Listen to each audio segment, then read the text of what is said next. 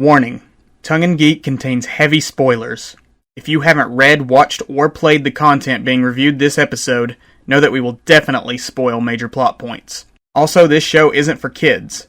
We use words like and it would take too much time and effort to edit them all out. Please don't tell our moms.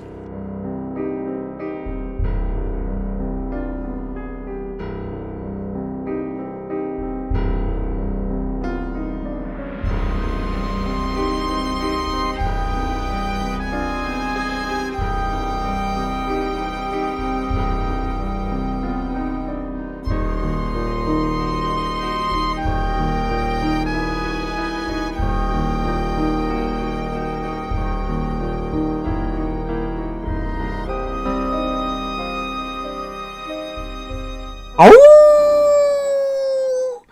Hello, lovely listeners, and welcome to Tongue and Freak, where two more white folks on the internet give their unsolicited opinions on all things spooky.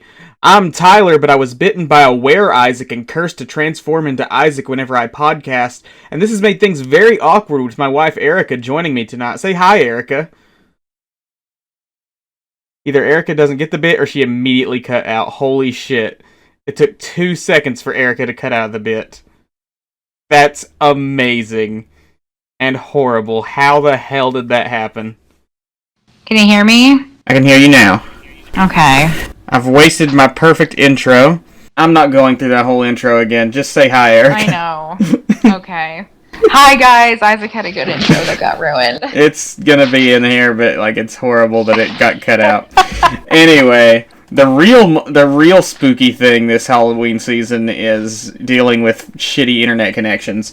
But tonight we're reviewing Monster Prom from 2018 and its sequel Monster Camp, which released in 2020.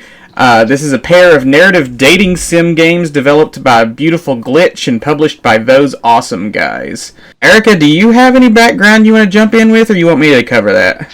I feel like you should, because I never heard about it until we decided we were going to do some gaming sims together. Okay. I mean, I am Tyler, after all, as I established in the bit at the beginning, and Tyler usually deals with this stuff. So exactly, he's the background guy. In Monster Prom and Monster Camp, you play as students, all of which are 18 plus, at Spooky High trying to get dates for a prom, and in camp you're at a summer camp romance trying to get a date before a meteor shower at the end of summer. You're playing as monster characters, and you get one of 4 preset options.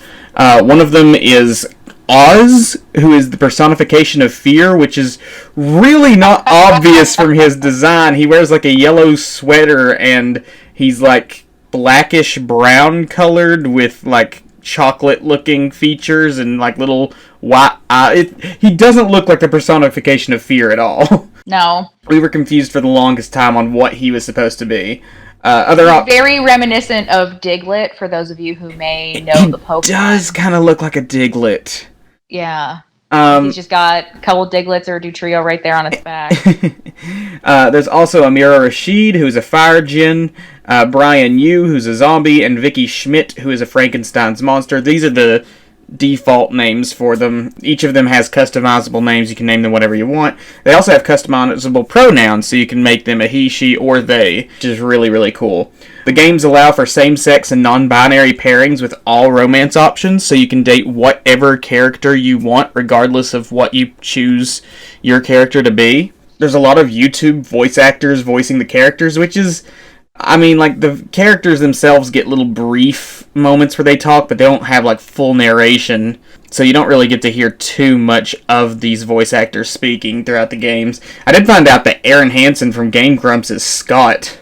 Oh, that's cool. That's pretty funny. Each time you play the game, you go through this, you get 3 weeks to try and date your, prom date or your summer camp date. Each time you play, you get randomized story events that lead to multiple endings. In the first game alone, there are over 1,300 individual events and 47 secret endings, which is crazy. There's so much different ways that the game can go, completely randomized each time. What's really cool about these games is that they are single-player dating sims, but there's also multiplayer options. You and up to 3 friends can be playing online together competitively if you want, trying to go after the same character, or, however you want to do it. You just play alongside each other trying to get, whichever characters you're going for, which makes it absolute bonkers chaos. I guess that pretty much covers the background of these games. We kind of stumbled across this. I don't remember what I think I found it initially on Steam, and I'd heard about it, but I didn't see anybody play it or anything. And I was just like, hey, maybe we should try this game out. And we just fell in love almost immediately. Mm-hmm. I remember our first playthrough, we had no idea what we're doing. And we're going to talk about some of the gameplay stuff here in a minute, but we had no idea what we're doing, and we went for Damien LeVay, who's like a demon boy, who's super hyper-violent, and instead of dating him, he beat the shit out of us and rejected us, which was... scarring. Yeah, which was scarring, but also sort of hooked us immediately. We're like, we have to win now. We're like, we can't just stop playing this game here. We have to keep playing. And a lot of that is due to the amazing writing in this. It's super funny all the way out. A lot of crude, sexual, violent humor. It's very much for adults. Mixed with some pop culture references and playing on monster tropes. It's very, very well written. With some surprisingly heartfelt and sometimes innocent moments from these characters, which are not only monsters in the literal sense of being werewolves and vampires and whatnot, but also in the sense of these are terrible people who do terrible things all the time. There's some surprisingly sweet moments thrown in here with these characters. Anything you want to add before we just start jumping into specific characters?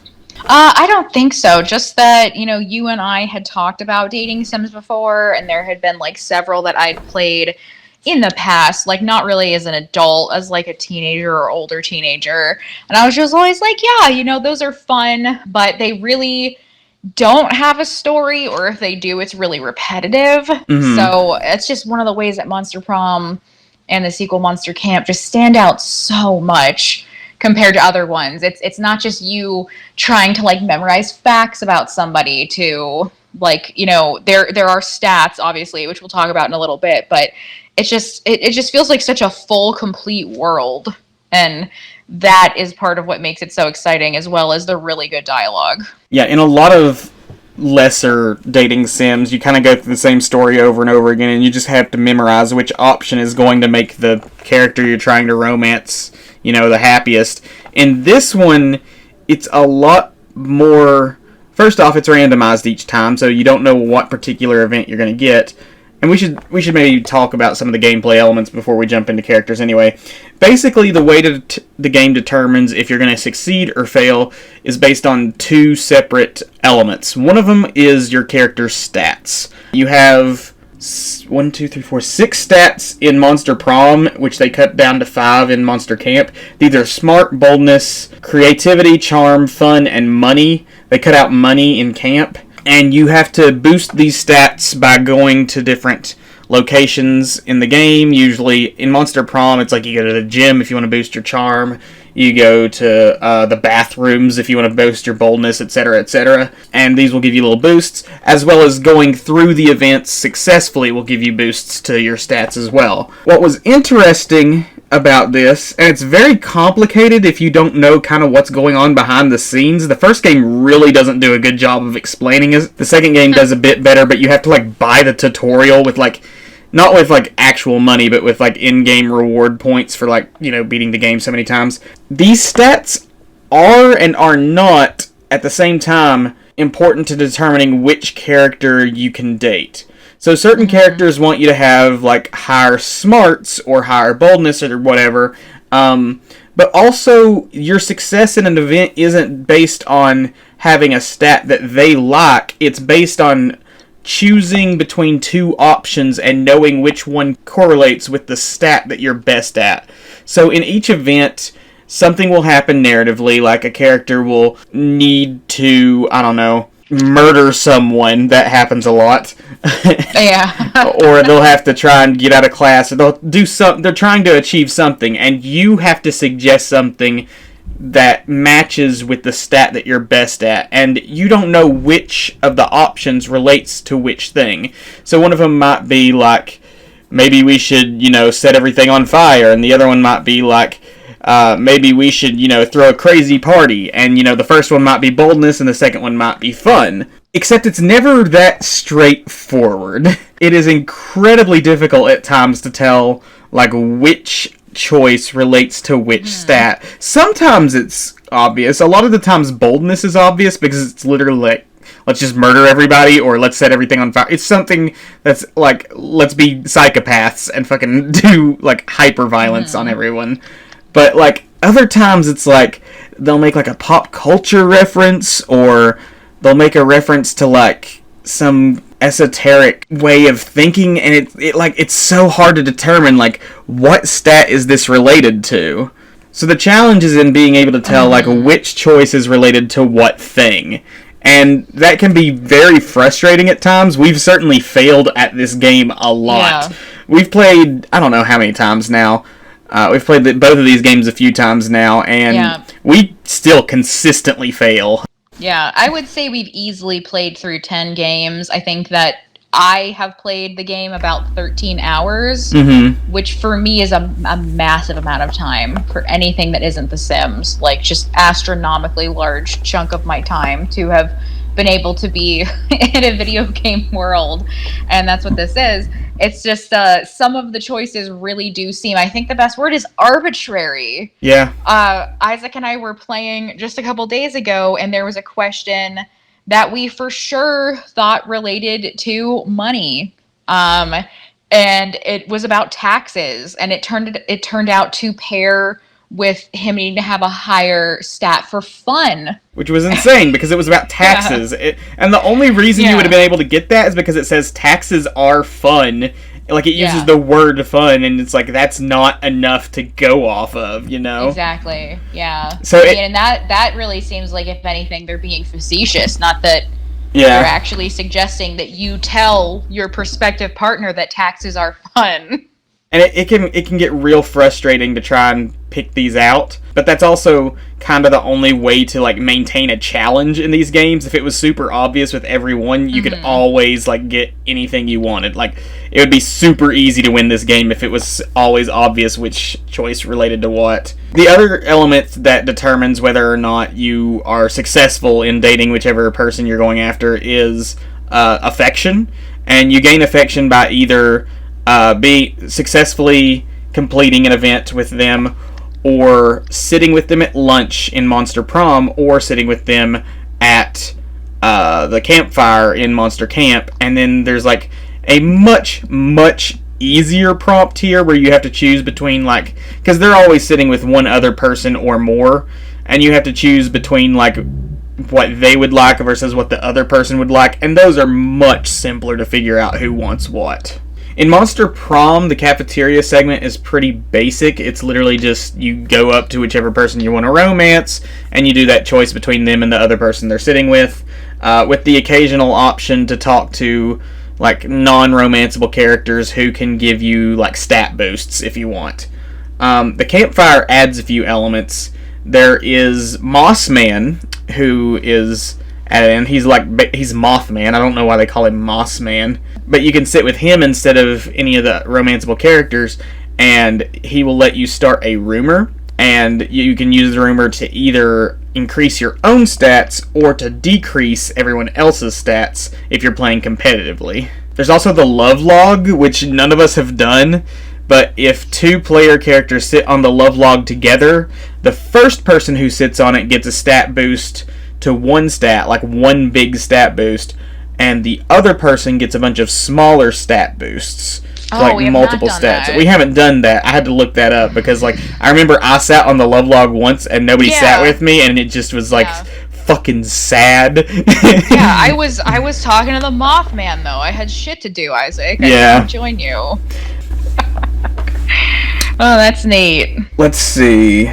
And the last thing. In the first game, there's a shop that you have to go to, and this is where the money score comes in. You can purchase items that will either increase your stats to make you, more likely to succeed in certain things, or they may unlock like secret endings. Like you may have to purchase a certain item from the shop in order to get a secret ending. The second game removes the shop and the money stat and replaces it with the bar, which comes up I think every other campfire or something, and you get a random drink that may increase your stats or it may start unlocking a secret ending. Those are basically all the gameplay elements I think we really need to cover. Let's just jump into the characters that we fucking love. Okay. Who do you want to start with? We're not gonna start with Damien LeVay? We gotta start with Damien, I feel like. He was our first. He was. He beat the shit out of us. He beat the shit out of us, and we love him for it. Yeah. Damien is a demon. He is just this psychotic, hyper-violent bad boy who wants to commit arson and murder everywhere, and you'd think that would get grating, but somehow it's always charming because they just make him so ridiculously edgy to the point of almost being wholesome in a way. Yeah. Like, I don't even know really how to describe how... There's a weird innocence about it. Uh-huh. That's hard to express until you've read the dialogue. Mm-hmm. And this is the best way to play this game, in my opinion, is to get you a few friends, divide the characters amongst yourselves as, like, who's going to read what, and set voices for them and read the dialogue, because it has been so damn funny, like, reading these lines as these characters. Like, we've got, like, I've got a whole fucking, like, violent voice for Damien that I do every time we read him. And it's just, like, it's so funny to hear some of these lines read out loud. Yeah. I wouldn't enjoy this game nearly as much playing it on my own. Like, it would still be good and funny. It'd still crack me up. But playing it with you and our friend Emma, like, it's just so damn funny to, like, be reading these out loud to each other. It is, and there's so many, like, different things that I feel like it's much more fun because of the awkwardness. Like, there's a quest where we had to buy a used tampon. That's funnier when you're hanging out with your friends than if you're sitting alone. Yeah. That you all have to collectively go buy this from the campus store. What else to say about Damien, though? Like, I feel like there should be a lot to say. I love his dads. Yes, he's got two gay dads who rule the 8th circle of hell. Mm-hmm. I love that he has, like, this vendetta against the sun. It's, like, kind of reoccurring. Yeah, it's one of the secret endings that we started, I think, on our first playthrough, and we fucked up. Yeah. Because we got that shitty-ass drink from the store that was like... Or no, it was the lump of coal that stole all of our stats, and we didn't even know how to play the game then, so it just ruined us. I don't know how to describe the appeal of Damien. A lot of this is going to be trying to put, like, a quality of this game and this series in words that you really just have to see play out, because it's so damn funny. It's surprisingly heartfelt at moments. These characters are so well developed, and, like, it's not just random violent and sexual humor. Each character has their own sort of archetype that they're attached to. Damien is like the psychopathic bad boy who's all into, like, being as absolutely edgy, crude as possible, to the point where it's like he's obviously a tryhard, and it's almost kind of endearing that he's a tryhard edge boy. Then you have a character like Scott. You want to talk about Scott real quick? Yeah, and before we finish with Damien, and this also kind of applies to all the characters, it's their interplay together that you actually get to see funny moments, or like moments of friendship, or moments where Isaac and I have genuinely been touched. Yeah. And it's not even between us and the character. No, it's the romanceable characters amongst themselves. Moving into Scott, there was a whole secret ending where we found out that Scott doesn't know who his parents are. And, like, he was trying to figure out who his parents are, and he's, like, doing all this stupid shit, because Scott's trope is that he's the big dumb jock, and, like, he's, like, played out beautifully for that. Just, like, every time he comes up with some stupid way of, like, looking at the world around him. But that's also so wholesome and sweet. He's, like, the big, kind-hearted dummy. And seeing him, like, try and figure out who his parents are... It hit in a way I wasn't expecting. I remember us going through that playthrough and just being like, I didn't expect to feel something from this game aside from just laughter, you know? Yeah. So true. I feel like we're not doing justice to explaining how good these characters and everything are, but I don't know how to explain them in a way beyond just like they explaining what their archetype is and saying, oh, and it's really funny and done really well. Yeah. Like, you can just look at a character like Scott Howell, and you're like, oh my god, he's adorable because he's a werewolf and his name is Scott Howell, and he's wearing like a little jock outfit. Little Letterman's jacket, yeah. Yeah, little Letterman's jacket with like, he's got like those red Converse, and you're just like, oh, like he's cute.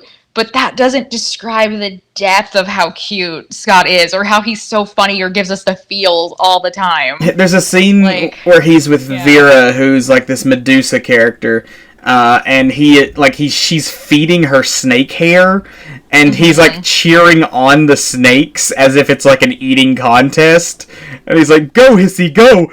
You got this!" He's just like cheering them on. It's just like so wholesomely sweet to see this big dumb idiot trying to like just make everyone around him feel better. And also Scott, I'll say this about Scott, he's the only character who doesn't care about what stats you have as long as his affection is high enough. Like, you don't have to be good at anything to romance Scott. You just have to like make sure your affection with him is good. And he's literally the most like sincere, nice, kind-hearted person. He's technically a monster, but he doesn't have a mean bone in his body. No. It's Damien and Scott. Let's talk about Vera, because I brought her up. Yeah. Vera Oberlin, who's a Medusa or a Gorgon. She's fucking awesome. And it's hilarious because she's also one of the hardest ones to romance, which has broken Erica's heart many a time. Yeah. Over and over, but it's worth it. Vera has very high standards. She's, like Isaac said, she's a Medusa, she's a Gorgon, and she's really into money, especially, like, money if it involves violence. And crime. Or, like, crime, evil schemes. Manipulation. Theft in any form. She's truly just, like, this amazing type A. I mean, she's wearing a dress with a blazer over it and this like blingin' gold jewelry. She's fantastic. She's very much like the boss bitch character.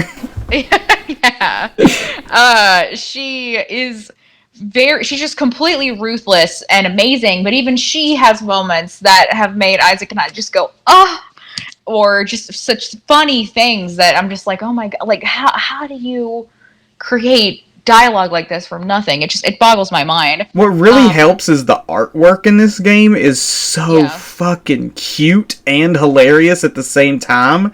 Like, one moment you'll have Scott with like his eyes and going in separate directions like a goldfish, not knowing what's going on. And then the next one you'll have like Vera, who's usually so cold and like hostile, like blushing, and you're just like, my god, my heart was just ripped open. Yeah. When it comes to Vera, like, the reason that she has high standards, and it is almost impossible to get the level of stats you need in order to pursue her, especially while doing a multiplayer game. Yeah. Because with each of these characters, for the most part, from my understanding, when you play multiplayer, their stats increase. It's harder to get with them. It adds to the fun. You know, you guys are actively pursuing all these people. And so Vera is just constantly someone I go in gameplay. I just can't resist her. And you've only gotten you get maybe 30% of the ones you go after her for. Exactly. Just such bad turnaround, but she's just this amazing, sexy entrepreneur who also is just like gonna rent a warehouse to kill people in. Crime boss queen. Step on me. Step on me. Want to talk about Polly? Yeah. Polly Geist. Guess what she is? Dracula. Ugh, no, we'll get to him. Yeah. Polly Geist is a ghost, obviously. She's just this party girl, and it's great because there's tons of references to if I wasn't already dead, I'd have died from all the coke I just did and everything. Lots of drugs and sex jokes with her of being just this party animal.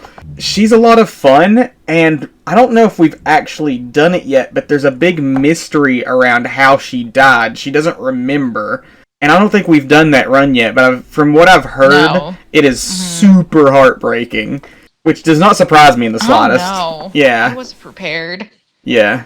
She's got surprising amount of depth, but is also just she's so fun in every scene she's in. Especially when you pair her with somebody like Damien, where they're just like, he's just like, let's just murder everybody, and she's like, and then let's have an orgy with them. It's like, in that order, and it's like, she's a lot of fun. She's also kind of like I feel like maybe the mascot. Like, her image is used on the icon of the first game, at least. I think she might be like the fan favorite or something. Her or Damien. I mean, it makes sense. Like, her whole just like partying, alcoholic, drug doing, uber sexual. Just she's honestly the perfect Aries. Because I'm an Aries, and I always like to joke how, you know, the stereotypical Aries is just somebody who's like freebasing coke and just skydiving like at the same time. That's Polly. That is Polly. There's truly nothing that Polly could say that we don't believe that she's done. Oh my god! In our last playthrough, where she was we almost got a secret ending with her and Vera, but like we failed last second there. But like, she had one moment where she was like, is it because your tits are too small to get free drinks? And it's like, god damn, Polly! Yeah, it was incredibly savage, and just like this way that, again, you're just like delighted by their interaction together. Awesome. Just them needling each other, it was great. Yeah. She's also kind of like the prankster one, I feel like. Yeah. Like she's always involved in like the weirder schemes and ideas. She's always egging everybody on, whether that's like Damien wanting to do something crazy violent, or like Vera wanting to scam people, or even like Scott there was an adorable scene with them in the cafeteria together where they're doing like impressions of all their friends, and Polly's being like, oh, look at me, I'm Vera, I'm all, like, super bossy and everything, and Scott's like, haha, let me try, I'm Vera, and I'm a strong, smart woman who is kind and caring deep down. It's like Scott was trying to be, like, wholesome about it.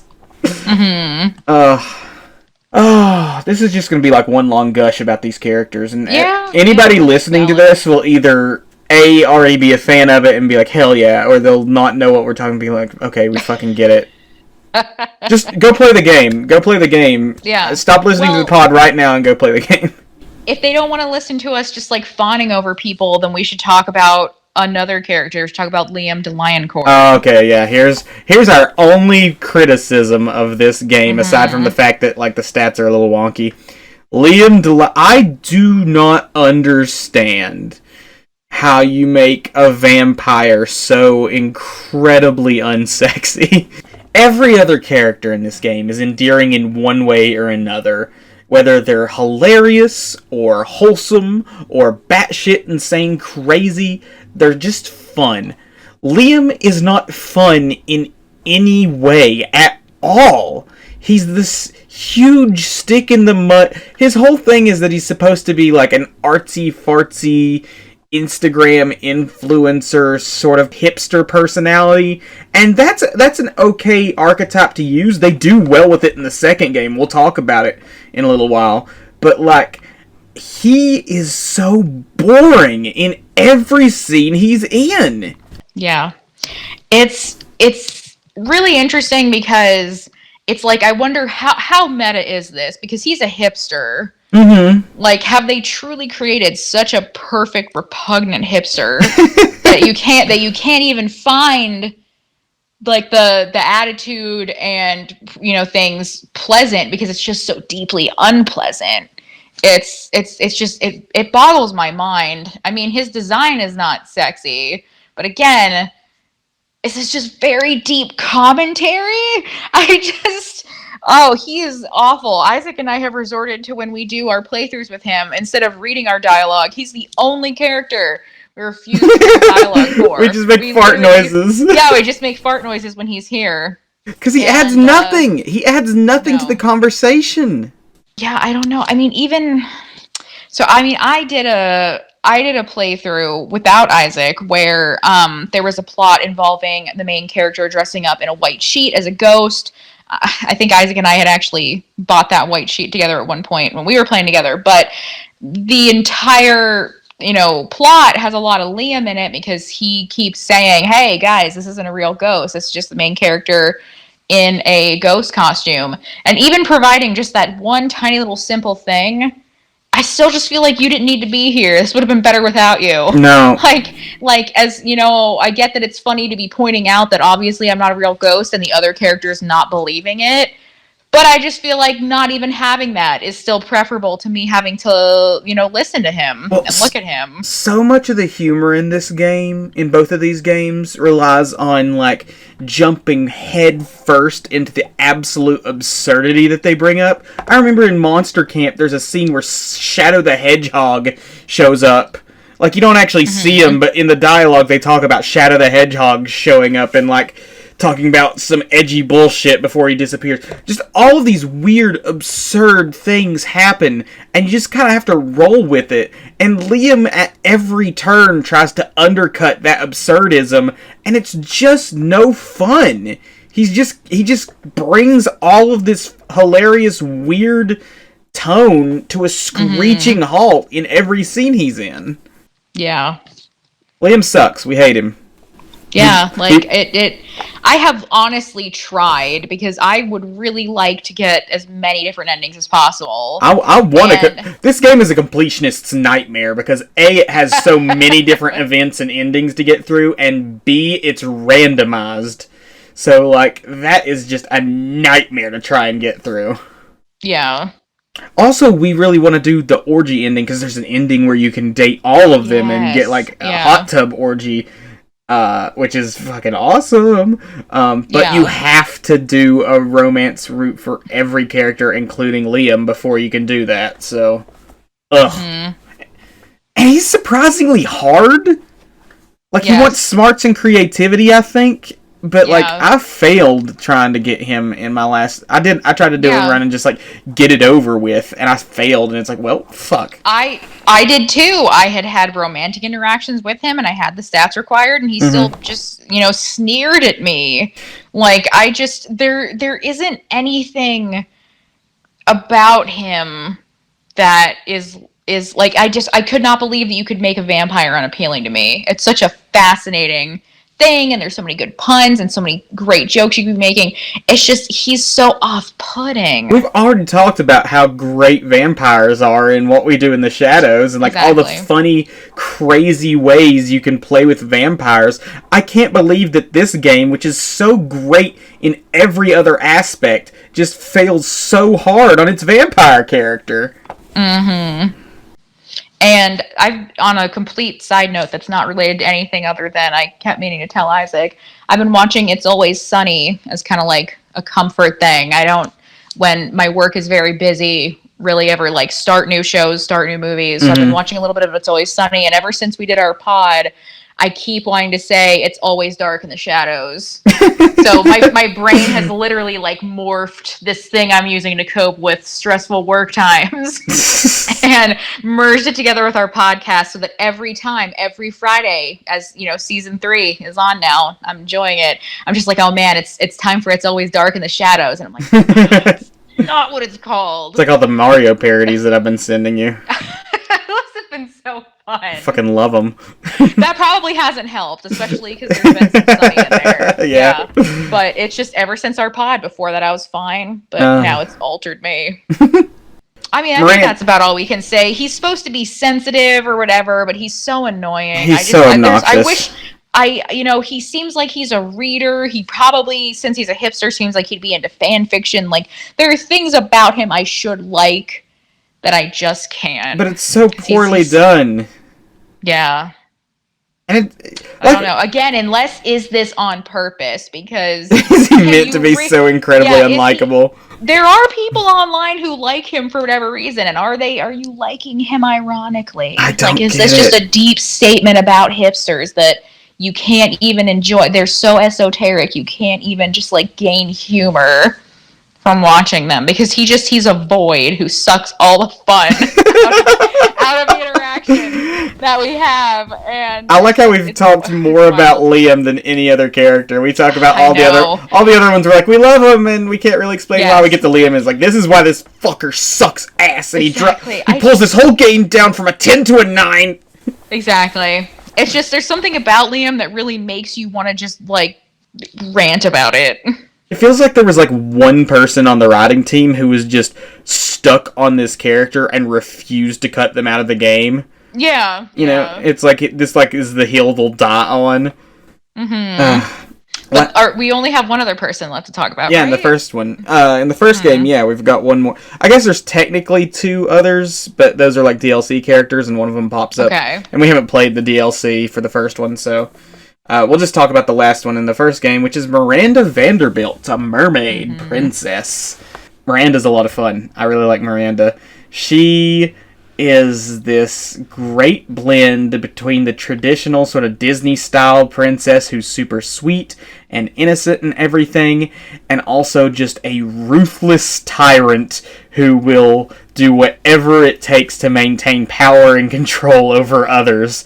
And those two things not only, like, switch back and forth, but they sometimes happen simultaneously, and it is so fucking funny to watch this, like, bright-eyed, cheery little girl just, like, smiling and laughing and everything, and talking about how her servants have to, like, walk through glass to get her like, rare fish eggs that she eats that she harvests from, like, the poor in her country. It is so goddamn hilarious to watch this. Go ahead. She just, mermaids are, like, my big thing. I feel like everybody's got, like, you know, one thing, especially, you know, they were into as kids. And so, like, Miranda, I'm already ready to be charmed. But then in addition to being just, like, this sweet, cute, stereotypical princess, like, baby face, big blue eyes, like, we also have a girl who has serfs who eat for her at lunch. She doesn't eat her own food, the serfs do it for her. And despite having an extensive silverware collection, she does not give it to her serfs because serfs eat with their hands the way serfs are supposed to. So I just love taking, like, the Disney princess that she is, and then just like there's just, like, an evil monarch inside there's, like, a bunch of genocide and, like, bloodthirsty. She's got some plotting, like, yeah. There's a lot of dark, like, secret endings in this game, but she's got some of the darkest. Like, we've gotten 2 of her secret endings so far. The first one was, like, the prom queen, where she, like, murders everyone else except you and her at prom, and she claims the crown of prom queen through, like, a dark blood ritual. And the other is, like, she gets, like, she's not allowed on the water polo team at school, so she, like, ruins their lives before murdering all of them, and she makes you an accomplice to this, and you don't know until the end when you try to date her. Like, the whole time she's asking you to do, like, these little chores for her. It's like, would you mind going and getting this thing for me, and would you mind doing this for me? And, like, it seems like, okay, some of this is, like, sort of, like, weird antics that we're getting into, and then you get to the end, and she's like, actually, I had you blackmail all these people, and I had you send a hitman to go and kill all of their families, and it's like, oh my god. Yeah. And like, it's just so crazy how dark some of the stuff she does.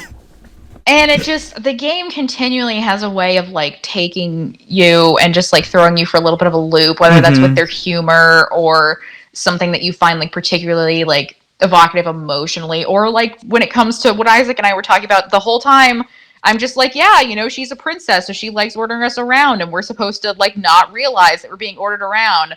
And we are, but just for completely nefarious reasons that are hidden until the very end, and we realize we have participated in murder. We are accomplices. I also like that, like, there's one scene where she's with, like, Damien, and Damien's like, what's the use of all this fancy silverware that you never used? You can't even murder people with it?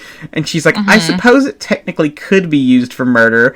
And he's like, well, let's find out. And she just, like, has all of her servants go out and start stabbing people instead of doing it herself. Yep. Miranda's great. Also, her design is great because she's not just, like, human half, fish half. She's, like, human fish mix. She's got, like, pink skin with, like, gills and stuff. That, like, she could look a lot more grotesque, but she actually comes out looking really cute. Like, usually when you have, like, the human-fish hybrid, like, throughout the whole body, it's really grotesque and weird looking, but, like, she comes out really cute somehow. Yeah, she's, like, very, like, pink and, like, bubbly to look at, but then, like, you look at her closer and you're like, you know, she's just really, like, scaly and doesn't have, like, you know, a nose, and she's also got, like, those mermaid ears, those fish ears. Yeah. So it works on a lot of levels, like... This game unlocked some monster fetishes in a lot of people. That's all of them in the first game. There are 2 DLC characters, but like I said, we haven't played the DLC. The first one is Zoe, who is like this eldritch monster. She's just like sort of a purple octopus looking thing. And the second, who comes back as a main character in the second game, is Calculester Hewlett-Packard, who is a robot. God, I love Calculester so much. So let's just start the second game with Calculester, because he's one of the main options in the second game. Monster Camp.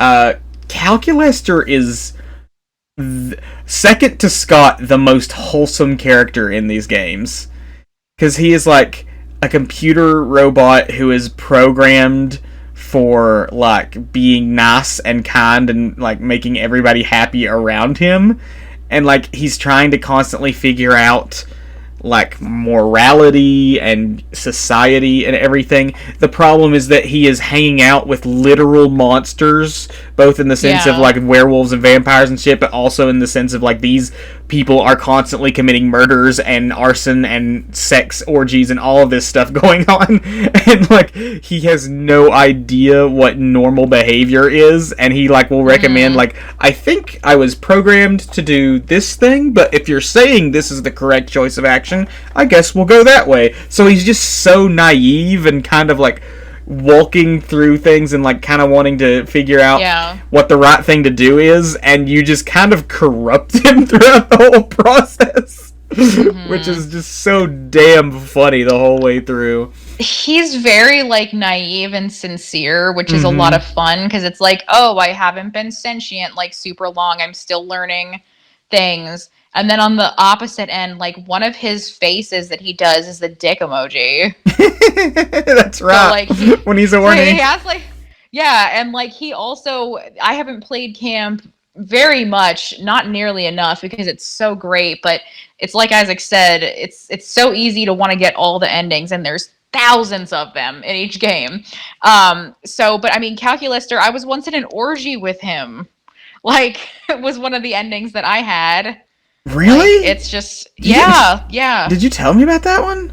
No, it was like one of the endings to one of the events, and it an orgy with me and Calculester, and I think Damien. I remember. That wasn't the full ending. It was like the event. There was like... Exactly. They rode you like a horse. They did. Is that the one you're talking about? It is, and like for someone who's just been this like precious little pure, I'm just a newly activated machine, I did not see that coming at all. It was so damn funny. It's just like, ride me, and like the two of them ride you like a horse, and it's clearly a sex thing. It's so funny. Oh my god. His design is just so cute. It's like the sideways smiley face. Yeah, he's got all like the little like emoticon emotions. It's great. The second game doesn't have a bad character in it, which is fantastic. No, because they have upgraded. Liam. Yeah. Let's talk about good Liam, aka Milo Belladonna. Milo Belladonna is a non-binary Grim Reaper who is also like this social media influencer type, artsy sort of type, but they're a lot more fun, and a lot hotter, like way harder. They've got like, it's an interesting design. It almost looks like their skeleton is just sort of painted onto their body. And then they have very like Day of the Dead. Yeah, and they're always just so fucking good with their fashion choice, always exposing their chest and everything. Is so hot. But like, I don't know if we actually done a full Milo route yet, which is a shame. We really need to. But Milo is just so... Whereas Liam brings everything to a screeching halt with his sort of like stick in the mud. This is like, I'm not going to go into the absurdism. Milo has moments where where they also acknowledge the absurdism of what's going on, but then they'll try and find a way to like sort of redirect it rather than bringing it to a screeching halt. Like there's points where like Damien will be like, I want to fucking kill everybody, and Milo's like, oh, that's so bad for your social media presence. We've got to rebrand you, honey. It's like, so apparently his name is pronounced Milo, which is hard to find out because it is never voice acted. When you're playing these games, you're doing the voice acting. Yeah, the only voice acting in this game are brief little like outbursts that they'll have. Like everything else is red, so there's really no point in the voice acting other than adding little quips of character moments. That's weird that it's pronounced sense. Milo. It looks like Milo. I mean, it's literally spelled Milo. Yeah. But I guess since he's such a hipster, that it tracks. I love how he's like a huge part of his personality is like them being on their phone, on social media. They're like taking selfies. They're a social media influencer, but like it's not annoying. No, like they do Milo justice because like they actually take that trope and use it in fun ways instead of the screeching halt boring ways that they did with Liam. Like Milo is always like trying to help people, brand themselves or, figure out their fashion sense and stuff like that. Sort of the very it could easily be seen as like this sort of stereotypical queer character, but like it's not played in a way that's like making fun of sexuality. It's much more of like just this sort of fabulous presence trying to like bring a little more pizzazz to the world around them. Yeah. I think what it is like, despite being clearly, like I said, social media influencer and just constantly taking selfies and stuff, like Milo doesn't come off as conceited and into himself. Themself. Yeah. Like Milo does not come off as being into themselves. It's like Liam does. Yeah, Liam acts all hoity-toity above everybody else and like smarter and superior. Milo doesn't. Milo seems like totally part of the gang, totally just in with everyone else and trying to like just vibe. Yeah, they're just constantly vibing and it's so positive. Yeah. It's great. I love Milo, and I'm surprised we haven't done a run with them. I remember the exact reason is because Emma is obsessed with Damien, and then she saw Milo and it's like, actually, that's my type, but I can't give up Damien, so that's the reason we haven't done Milo yet. Yeah, and the more I look at Milo's design, the more they really just seem like they have painted their body. Yeah, it really does just look like a human who painted their body to look like a skeleton. Yeah. Although, I remember there's a detail where, like, their eye color will change depending on emotion. Like, sometimes it's yellow, sometimes it's blue, sometimes it's red. They did do that. Yeah. Yeah. Apparently, they're also noted as one of the harder people to pursue. Really? Yes. The reason being charm and creativity are most important, and charm is a hard stat to really identify what charm is in the game. Yeah. Like, accruing it is easy, but then trying to execute it and make them happy I remember there was harder. There was, like, something in one of the games, it's like, if it's a pop culture reference, it's likely to be charm, and then we picked that in one of them, and we picked, like, the pop culture reference as charm, and it was wrong, and I was like, well, that's bullshit. Yeah. Like, really, there's some problems with, like, the way that stats and events work.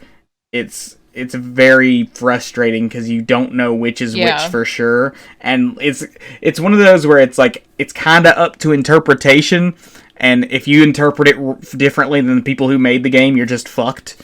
So yeah, it also it can be frustrating because it's so easy to get off a hidden track. Yes, it sucks. One little mistake. If you fail one event in a hidden track, it's over. It's done. You can still maybe get a regular ending, but you cannot get that secret track. You just have to wait until it randomly pops up again. Which sucks. It does. We've come close. There's dozens of secret endings and thousands of events to go through. Like, this is a completionist's nightmare. But that's Milo. Really like Milo. Yeah. They are a lot of fun. Let's talk about another character who came from the first game, Aravi Mishra, and Hex. Oh, yeah, yeah. Yeah, in the first game, Aravi was a minor character, the Monster Slayer. And somewhere between the first and second game, she got cursed with, like, this ghost genie thing. What is Hex? Hex is just a generic curse, I guess? But it's like this big cloud of gas that just is, like, constantly over Aravi's shoulder. Who's obsessed with bagels. Who's obsessed with bagels. And like, so deeply. Yeah. And Aravi is this really fun play on, like, an RPG protagonist. She's always like, oh man, what's your stats at? Not like the in-game stats of smarts, boldness, and whatever. She's like, what's your strength at? And it's like, dude, you got a +3 item. She plays on a bunch of, like, the, like, tropes of, like, you know, D&D and video game RPGs and stuff like that. And, you know, going on these big, crazy quests and destroying, like, a bunch of crazy stuff. Which makes her a good pairing with Damien, because even though Damien's more like the chaotic evil, she's more like the chaotic, quote, good. Where, like, she'll also want to go on this big, hyper-violent thing, but she's doing it because, you know, that's what heroes do! And, like, she's a lot of fun. I remember we got a secret ending with her where you went to find, like, the ultimate bagel shop or something with Hex. Yeah, that was fun. Mm-hmm. Also interesting because I read that, you know, obviously we haven't really pursued her yet. We haven't played much of the second game, but apparently when you're romancing her, you are also romancing Hex. It's like a package deal. I remember we did get one secret ending with them, and with that, it was that secret bagel store one, and apparently which way you choose on the events not only affects whether or not you succeed, but also affects which one of them you kind of, like, lead the romance with. I remember the way we did it, like, it led more towards Aravi, but apparently if we had leaned a bit more the other way with our stats and everything, we could have made it more Hex-focused. That's so interesting, okay. Yeah. Which is crazy that there's like a secret ending within a secret ending on that trail. Yeah. Yeah. I remember the ending we got, though, with her was hot. It was very, like, Xena Warrior Princess, where it's you kind of go on adventures with her, and she kind of just becomes more comfortable with you. And the final shot, whenever you get a secret ending, you get, like, a final, like, photo of usually them doing something crazy or something sexy. It was like her in, like, a pool of water, like, waiting for you to join her or something. It was very hot. Oh, yeah. Yeah, so I really like Aravi, too. Really, there's not a bad character in the second game at all. There's a big one we haven't even talked about. We got 2 left. Which one are you thinking? Come on. Is it my favorite? Or is it... Yeah, it's Dahlia. Okay. It's Dahlia. Dahlia! I fucking love Dahlia. You might have thought it was the other. Yeah. Joy, but it's Dahlia. Dahlia Aquino is another demon like Damien. She's actually got a backstory. I think in the first game, she's a side character that we never came across for some reason. We still haven't come across her. In one of those thousands of endings. Yeah, in one of those thousands of events.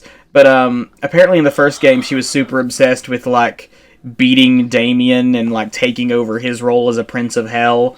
But in the second game, she's just this huge, buff, like, super jacked demon girl, which is totally what I'm into. And she's just like, I think actually the way her stats work, you don't have to be good in anything in particular. She just wants you to be really good at something. Yeah. She wants you to, like, be really good at something, and that plays into her personality really well, because, like, what she's all about is just sort of, like, this live life to the fullest, like, seize the day. Like, one of her secret endings is, like, I want to become the queen of summer camp, not in, like, the take over, dominate sort of way, but, like, I want to have, like, this spiritually ascendant experience at summer camp. And if you get it, she's, like, ends up, like, walking naked through, like, a field of sunflowers in, like, this almost goddess-like way. It's just, like, she's, like, this just super, like, yeah, hell yeah, let's get it done, I love it sort of personality, and I'm all about that shit. While also being, like, a great companion to counter Scott. Yeah, and that was one of the events that I remember we had was, like, her and Damien, because in the first game, Damien and Scott are best friends, because they're both super stupid. Scott wholesomely and Damien unwholesomely. But I remember in the second game, like, they're arguing over which of one of them is best friends with Scott, because they both love Scott, because Scott is so damn lovable. She's just, seriously, just her character. She's a joy to look at. She is. Big, giant, blue, glowing, covered in scars. Like, yeah, like Amazonian horned blue devil. Oh boy. Girl. It's, yeah. Oh lordy, I'm having the vapors. Just want to die between them thighs, crush my head. She's always doing, like, all caps. Oh, she's so much fun. I love in the second game, we haven't gotten many of them, but in the second game there's a few secret, not endings, but events where you can get, like, an extra image that's, like is added to the gallery. At the end of the game, whenever you, like, get an ending or whatever, you'll get, like, images added to your gallery that you can go back and look at and see, like, oh, I got this ending, or oh, I got this ending, or oh, I got this secret. In the second game, there are secret events mixed in. There's one that I got where she's just, like, coming out of the water with, like, her hair just, like, flowing in the air. Just this beautiful shot, and it's like, yes, thank you for putting that in the game. Yeah, Dahlia does it for me. Understandable. And then the last romanceable option in the second game, Joy Johnson Jojima, which I always forget her name because she's just the leader of the Coven in the first game, which we've played more. But she is a witch, and I swear to God, she's just Erica. She just looks exactly like Erica. She's got a very similar sort of personality. It's just the absolute most flattering comparison anybody could make, because she is so hot and fun and cool. Yeah, she's a bookworm. Oh, she's so cool. And she's, like, super curvy, super hot. She's got, like, these. She's got big titty goth girl with tights. Yeah, big titty goth girl. Like, she's got fucking the best cleavage. It's behind, like, a little mesh thing. Like, her and the Coven. Her and the Coven also have a very sort of Sailor Moon thing going on. They're not, like, evil witches. They're, like, world-saving witches and stuff, and they talk all the time about, like, defeating bad guys and villains and everything, and, like, a lot of the stuff with her is, like, going through sort of the tropes of, like, these sort of Sailor Moon style escapades and battles, and sometimes she'll talk about, like, this usually doesn't happen till, like, halfway through the season or whatever. I remember there was one where she's talking to Damien, and Damien's trying to convince her, like, I'm a real threat, you need to fight me, we need to fight, and she's like, you're not a real threat, Damien, like, I don't have to deal with you. And, like, she's just, like, this sort of, like, superhero witch trope, which is an interesting mix, and it's just, she's also sort of a good comparison for Liam, because she's a lot more straight-laced and sort of straight to the point than the other characters, but she doesn't bring it to a screeching halt when she's there. While she'll acknowledge a lot more of, like, maybe this is kind of crazy what's going on, or that's a little weird, she doesn't, like, bring it to a halt. Yeah, she's capable of being very dry while still continuing the plot, and you're not feeling, like, off-put. It feels a lot more like a straight man character in comedy with her, where, like, the jokes sort of bounce off of her more straight-laced personality instead of just crushing it like Liam does. Yeah, like, it's destroyed on impact when it touches Liam. That makes sense. It's like, I never really think about her as having the name Joy, because we always refer to her as Erica, but it's so fun to me that it's like, what are the people in the Coven's names? It's like Joy, Faith, and Hope, I think. Yeah, they've all got very, that's, again, that ties into, like, the whole Sailor Moon, like, superhero thing. Like, those are such wholesome names for them to have. They remind me a little bit of the Hex Girls from Scooby-Doo. Oh, yeah? Yeah, kind of do. In the best way. Yeah. Like, I could very much see them at any moment being like, oh, man, we gotta just have a concert for, like, ego reasons. And they're all good guys, but they all have, like, that super goth aesthetic, and it's great. Yeah, it is. That's all of the romanceable characters. There's a lot of great, like, non-romanceable characters throughout the games. There's a lot of secret romanceable characters that, like, you have to get, like, secret routes that you can only romance them then. And I don't think we've gotten any of those yet. Yeah, I don't think so. You know what I found out? There is a character in the first game called Fellow Student. And that's hilarious. You might be able to get them, because I think the only way to unlock them is doing one of the crime routes with Vera. Oh, And nice. apparently this character, fellow student, is like an undercover cop who is trying to like crack down on Vera for all of her crimes. And like he tries to fit in. He's voiced by Dan Avedon. Fucking Danny Sexbang Are you voices it. serious? It's hilarious. That's so exciting. Yeah, Oh my god. and he does like a bunch of skateboard tricks and shit, like backwards ball cap, like fit in. So I'm really hoping we come across the fellow student route eventually. With time. Yeah. We have to. The randomization, as frustrating as it can be for completionists, and especially paired with like the stats and stuff, it does make this game so incredibly replayable. Like both of these games are, like each game that you play of this is going to be entirely different, and when you play it with friends, it's going to be a wild experience. I never thought that like we didn't really take the time to talk about this, but like multiplayer competitive dating sim is such a weird and unique concept.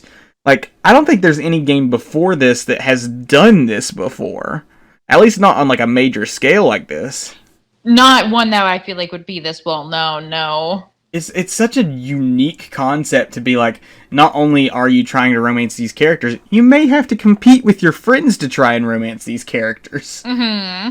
Like, it's so fun and weird and just so well written. I cannot recommend these games enough because some people might get turned off by the crude humor, and like, yeah, it's clearly written for like an adult audience that's, more sexual and violent humor and whatnot. But yeah, like, it's so damn well done. It is. It's like basically choose your own adventure. Yeah. So you don't get tired of it because you just want to see where it's going to go. I played the game with my sister for the first time, and she was having such a hard time because she was just like, I want to choose both of these dialogue options. I want to see both of these things happening. Right. Like, they're both hysterical. Even when you fail, it's hilarious. It's not just like a win-lose situation where if you get the correct thing, then like, it's like, oh yay, we did it, and then you move on. It's like, you go through the whole event, win or lose, and it's always funny, regardless of whether or not you succeed. I don't think really there's a nerd ethics to put in here, just because these games are so wildly and purposefully unethical. Like, yeah. I don't think there's anything to argue here. Let's just jump into review. Okay. I just pulled some reviews off Steam. Usually review, I look for more serious reviews and like we can kind of like argue or whatever with them. This time I just kind of pulled them off Steam because a lot of them I found funny. So the first Monster Prom is very positive on Steam. Lots of people like it. Spooky Y says they disliked it though, and they said, I keep getting rejected. Hits too close to home, frowny face. What's hilarious is right next to them, Lars Swaslane, I don't know how to pronounce that, liked it, and they said, I keep getting rejected. A+ for realism. This is interesting, and I found reviews like this for both games. Swag and Watch liked the game and said, this game made me trans, 10 out of 10. Sephiroth Spectacular Slappers liked the game and said, this game helped me figure out I was homosexual. There was a lot of these, like, oh, this game made me gay, or this game made me non-binary, and I know a lot of these are jokes. Just being like, oh, like, I love these characters so much that it made me gay and whatever. But I feel like a lot of them aren't. Yeah. I feel like a lot of these are genuine reviews of, like, are not genuine reviews, but genuinely being like, I sort of had a sexual awakening playing these games.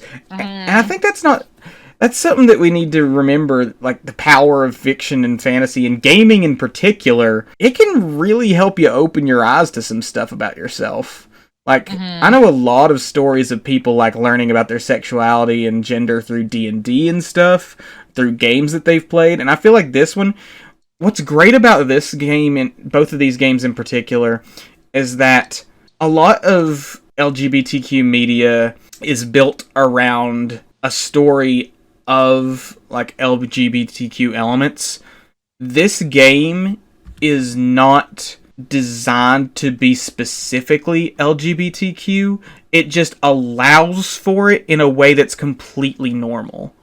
Like, it's not like, oh, you're suddenly doing a gay route. That's different from doing a straight route. It's just, you can just play as a non-binary character, or as in a same-sex relationship. Like, it's exactly the same as if you were doing it with a heterosexual relationship with those characters. Like, it's just a complete you don't even notice it. It normalizes it. It normalizes it. Yeah. It's I'm trying to think of fantastic. another word other than that, but there isn't. It feels the way that it is, the way that it should be. Yeah, it's not a problem. It's a non-issue in these games, and I know that we need a lot of LGBTQ media that like addresses the continued social stigma around queer identity and queer representation and like prejudice and everything. We need those kinds of stories and games and such, but like it's so refreshing to have a game that's just like, you want to play as a non-binary character and romance somebody, or you want to have a same-sex relationship, go for it. It literally has no impact on the way that you're playing this game. It's just so nice for it to just be like, go for it, fam. Whatever. And it's also really nice that, like, I mean, there's a lot of diversity, not only in the fact that obviously we have diverse different monsters, but, like, there's also even weirdly, like, body diversity. Yeah. Like, we get, Joy, who's, like, super curvy and plus size. We get, like, Milo, who they are, like, very, like, femme, but also masculine. We have Dahlia, who's like very much a tomboy with her like giant muscles and scars. Big we have butch Avari, girl, yeah. who's like, yeah. We have Avari, who's like very like thin and like small overall compared to everybody else. Like, then we got Scott with his like bulging muscles. Yeah, he's a himbo. Exactly. It's really nice. And they're all sexy except for Liam. Except for Liam. The fucking calculator is sexier than Liam. How did they make the computer robot who's literally got like a computer screen for a face sexier? Oh, Devil Michael liked it and said, my demon BF dumped me like 4 times and I just can't get enough of it. I like this one. This is weird username. Joe of 9322 liked it and just said, ghost titty. I just really like going on to like Reddit afterwards, and whoever I haven't been able to successfully romance, I will, aka usually Vera, I will search for them, and it's just so many people being like, how do I get Vera? I'm trying so hard. Oh, that's funny. This game. I hate it. I just want Vera. That's funny because Teddy.Molotov said, listen, there is no greater pleasure than watching your buddies all get rejected by the same Medusa. Oh, this is a review for Monster Camp. Monster Camp was overwhelmingly positive. People loved it even more than the first game. Starty said, the small magical Latino cat is actually on screen in this one. The perfect sequel. He is. I love him. And I remember that his name is Juan because there are 23 other students named Juan. Yes, but he's the small magical Latino cat who runs the bar in the second game. Yep. It's just really nice because it seems like even if this wasn't a game that you would be playing with your friends, that just it's nice to see all the characters being friends, so you would have fun. Yeah, the characters have great dynamics between them, which makes them feel so much more real. Yeah. Like in other dating sims, you like interact with them one-on-one, and you don't really get to see much them being people, having lives and whatnot. In this game, it's a lot more of like, it's hardly even a dating sim, I want to say. You are trying to date them in the end, but it's really more of just seeing what absurd shit you can get these characters to do, rather than like actually trying to like have a serious romance with any of them. One thing I thought was interesting that I didn't know until I was looking stuff up so that we could, be a little bit more well-rounded than just screaming about how much we like it, which we did anyway, is the second one actually introduced trigger warnings that you can turn off and on. And the trigger warnings include whether or not you want them to talk about drugs, whether or not you want them to be too graphic, whether or not you want them to have toilet humor, which is so much of the humor, turning on or off horrible people, which is basically just the way that everybody behaves in the game. I don't know what this game would be if you turn all this stuff off. I'm trying to figure out like what's in this game if you turn all these things off. And you can also turn off, and I thought this was really smart, Monster Prom references, so it doesn't spoil anything if you started with the second game. That's actually really smart. That one's smart. The others, I literally don't know what the game would be if you turn those things off. Exactly. It's such a balls to the wall, them being despicable and the most horrific. They're monsters. They're monsters. They just do the craziest, most bonkers of violent sexual shit. It's so interesting that is something that they provided. Yeah, what is the PG-13 version of this game? I can't think of it. I know, it's unfathomable to me. Damien's just cut out entirely, because every scene he's in is murder. Yeah. Every scene he's in is, I want to murder everything around me. It's like, okay. I guess that's pretty... Any final thoughts? Just that it's so rare that I find something. I know this isn't, it's a dating sim. It's not a video game in the traditional sense of a story-based video game. Video games are on a console. Video games are such a broad term now. So much media falls under the scope of video games.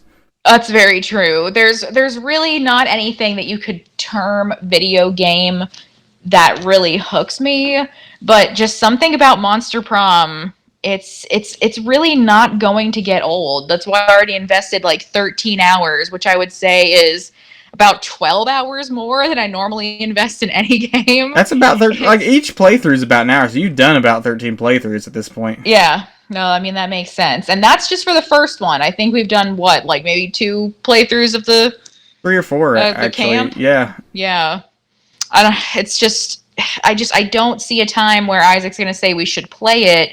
And I'm going to say, no, I'm tired of it. It's going to take quite a long time, because even if, like Isaac said, we did play out those endings with our favorite characters, there's DLC we haven't even gotten. Like, there's so many ways you can enhance this game. And there's mods. There's this one mod that I'm really excited to try out that was the #1 suggested mod. It's a sex mod for Damien. And I'm just like, I just love that that's the #1 recommended mod, that people are like, you know what, we need to make it dirtier with Damien. We need to put this in here. Not dirty enough. There's so many ways that you can play it. There's so many ways that, it's just always going to be charming. Watching people be having legitimately like terrible behavior, but like in an awesome, funny narrative that also like has a lot of really deep like themes, surprisingly, and a good message along with its really sharp humor. Sorry. Yeah, I was just gonna say there's surprisingly deep and insightful moments, and some surprisingly wholesome and heartfelt moments mixed in, and you've just got to keep playing to find them. Yeah, it's really like you just don't know what you're gonna get. Yeah. One round of the game may make you laugh your ass off, the next may have you in tears. But yeah, we fucking love these games. Monster Prom, I'm going to give Monster Prom 5 out of 6 prom dates, because fuck Liam. Yeah, it's perfect. That physically hurt the Tyler inside of me. Monster Camp, I'm giving 100 out of 100 falling meteors. It's perfect. Love it. Yeah. Erica, you want to take us out? Oh, I do. Listen, I've asked Tyler this multiple times, and he's given me a different response every time, so do whatever you want to close the show. We don't have a solid outro. Okay, so our outro is going to be inspired by a true crime podcaster that I really like. Okay. She made up her own theme song that she's sung for years, but then because she started a podcast, and she only does it in her YouTube videos, has completely forgotten how it goes.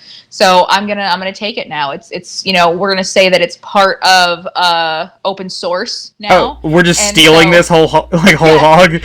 Yeah. We're just gonna take this from Bailey Sarian. Bailey, you forgot how to sing it, so I'm gonna sing it for you, and I'm gonna take us out. Shana sha, shana sha, shana sha sha, shana sha. Oh, we're gonna get copyrighted on this one. Kiss your dad square on the lips.